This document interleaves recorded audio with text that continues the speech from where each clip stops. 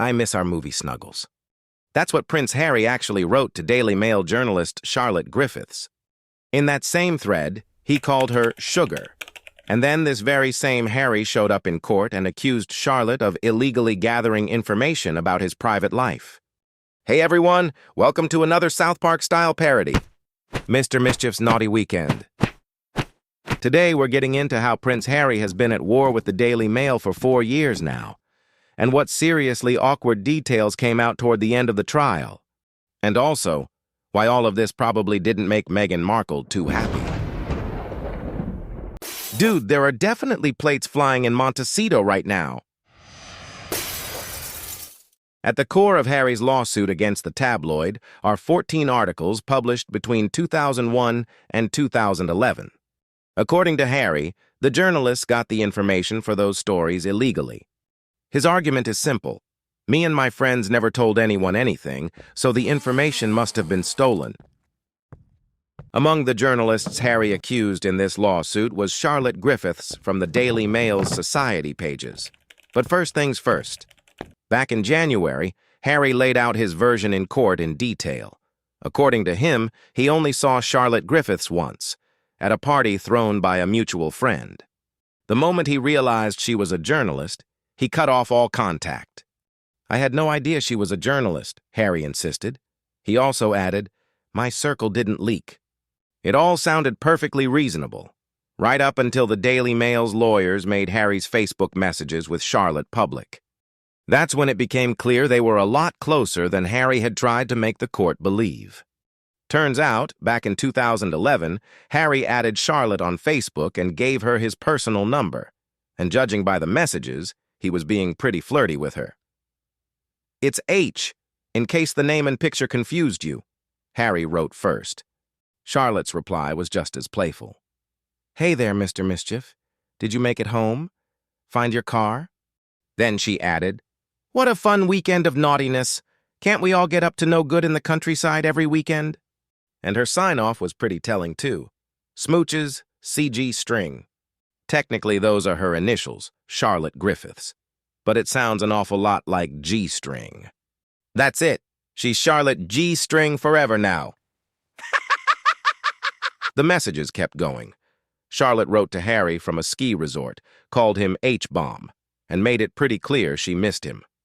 Harry replied that he wished he could be with her but was stuck in Cornwall on army business, so he couldn't make it.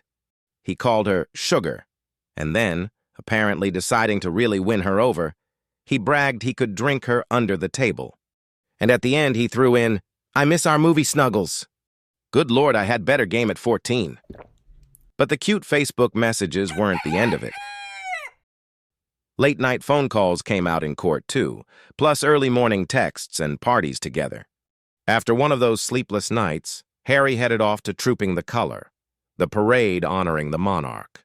Charlotte later recalled that they both laughed about it, and in the end, all of this looks pretty bad. The irony is that Charlotte was never some sworn enemy of the Sussexes. Quite the opposite. Lately, she'd been going pretty easy on Harry, maybe even too easy for someone from the Daily Mail. For years, she kept the whole story of their close relationship under wraps, even though she could have gone public with it much sooner and much louder. And in return, she got a very typical Sussex thank you. Now Harry acts like they barely knew each other. For her loyalty, he repaid her with an accusation that hits not just her ego, but her reputation as a journalist. Oh, so Charlotte just got markled. By the way, the public airing of the Charlotte story wasn't a one-off. Just a few weeks earlier, almost the exact same thing happened in court. Only this time, Harry himself went into detail about his relationship with Chelsea Davy, where they went, where they flew, what seat she sat in on the plane 19 years ago. He put all of that out there himself, trying to prove the press knew too much about his personal life. And here's the crazy part. Before his testimony, only a handful of people knew any of this. Now, the whole world does. What, is he going to spill the tea on every ex-girlfriend in court now?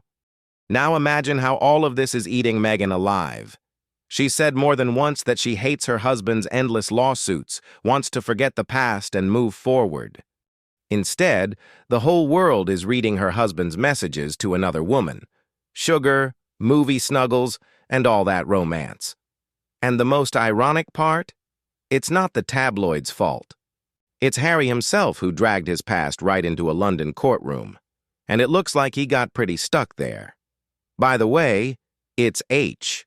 That's exactly how Harry introduced himself to Charlotte Griffiths in his first message. That same nickname Meghan thought was their cute, almost like a family tradition. Turns out H was Harry's go-to greeting for all the women in his life. And Meghan thought she was the only one who called him H, tough break. But the Charlotte messages weren't the first or the only blow. Harry's case was already falling apart even without them. During the trial, the judge made it pretty clear. Instead of proving the newspaper's guilt, Harry's lawyers were trying to force the newspaper to prove its own innocence. And then the accusations themselves started crumbling.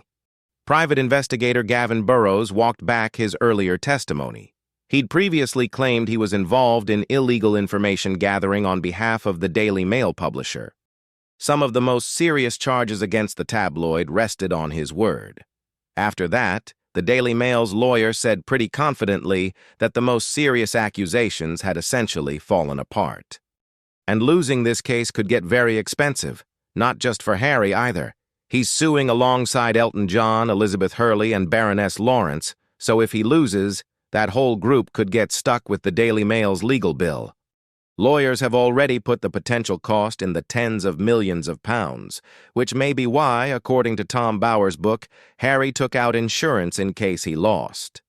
So even while acting totally sure he would win, he still made sure he was covered in case it all backfired on him.